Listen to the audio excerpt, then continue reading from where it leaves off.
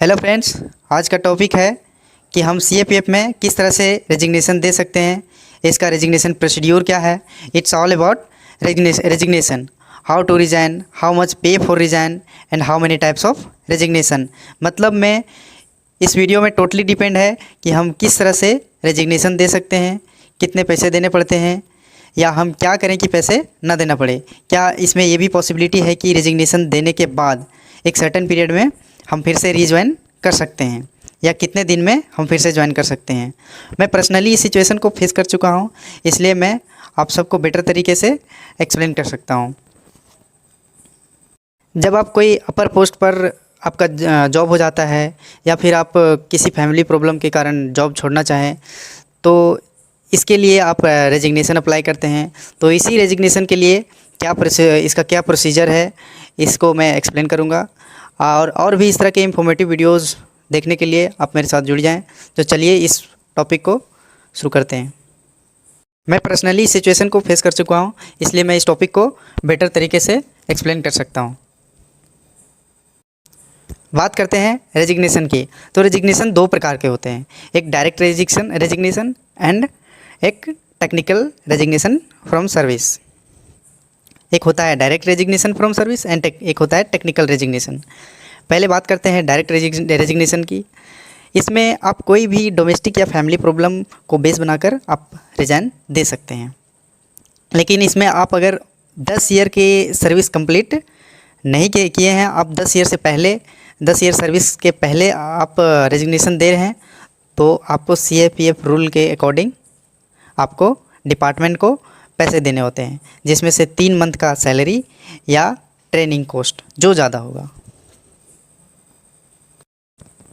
यही अगर आप आधी ट्रेनिंग पर जाते हैं तब तक तो आपका 3 मंथ का सैलरी ही ज़्यादा होता है।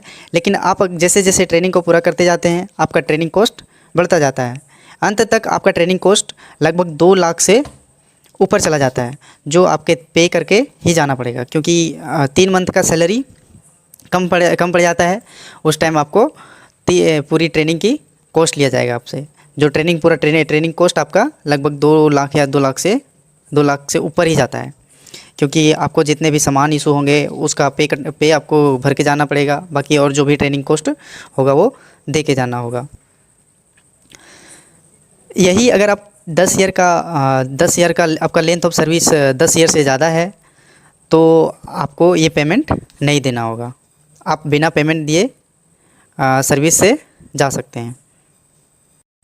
सेकेंड है आपका टेक्निकल रेजिग्नेशन।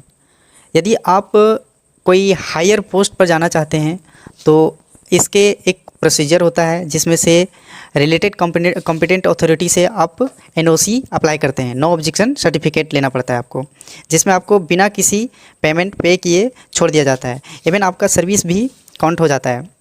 जितना दिन तक आपने जॉब किया, सेम रिकॉर्ड आगे फॉरवर्ड कर दिया जाता है। लेकिन जब आपने एनओसी अप्लाई नहीं किया और आपका जॉब हायर पोस्ट पर हुआ है, तो आपको टेक्निकल रिजाइन नहीं दिया जाता। इस कंडीशन में आप कोई डोमेस्टिक या फैमिली रिलेटेड प्रॉब्लम बताकर रिजाइन दे सकते हैं। देना ही पड़ेगा उस टाइम, क्योंकि आपके पास कोई ऑप्शन नहीं है। आप एनओसी के लिए अप्लाई नहीं किए तो आपको टेक्निकल रेजिग्नेशन नहीं दिया जाएगा। बस दोस्तों, बात यही है कि अगर आप हायर पोस्ट पर जाना चाहते हैं तो आपको कोई रोकने वाला नहीं होगा, क्योंकि आप हायर पोस्ट के लिए एलिजिबल हैं। आप हायर पोस्ट पर किसी भी पोस्ट पर अप्लाई करना चाहते हैं तो आप अप्लाई कीजिए। उसके लिए आप डिपार्टमेंट से एनओसी लीजिए। आप अगर एनओसी लेते हैं तो आपको एनओसी दिया जाएगा, और जब आपका हायर पोस्ट पर सिलेक्शन हो जाएगा तो आपको यहाँ से छोड़ दिया जाएगा। उसके लिए आपको कोई पेमेंट नहीं लिया जाएगा, और उससे रिलेटेड कोई पेमेंट आपको पे नहीं करना पड़ेगा। यदि आप एनओसी नहीं लेते हैं तो आपको रेजिग्नेशन देना पड़ेगा, और आपको जितने भी ट्रेनिंग कॉस्ट है, अगर यदि आप ट्रेनिंग कर लिए हैं तो आपका जितना भी ट्रेनिंग कॉस्ट है वो आपको देना पड़ेगा। यदि आप ट्रेनिंग नहीं किए हैं और ट्रेनिंग नहीं करने से पहले आप रिज़ाइन देना चाहते हैं, तो आपको ट्रेनिंग कॉस्ट फिर भी आपको 3 मंथ का ट्रेनिंग कॉस्ट देना पड़ेगा। उसके लिए आपको पूरा ट्रेनिंग कॉस्ट देने की ज़रूरत नहीं है। आपको 3 मंथ का जो सैलरी आएगा 3 मंथ का, वो आपको देना पड़ेगा।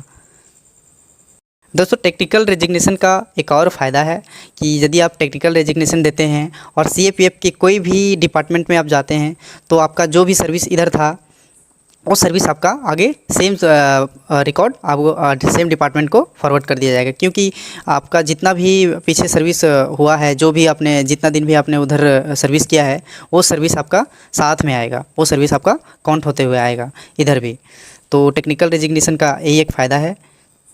आप अगर कोई भी हायर पोस्ट पर अप्लाई करना चाहते हैं, सीएपीएफ मेंबर सब हैं, आप अगर कोई भी हायर पोस्ट पर अप्लाई कर रहे हैं तो आप टेक्निकल रेजिग्नेशन ज़रूर दें, क्योंकि इसमें बहुत सारे बेनिफिट्स हैं।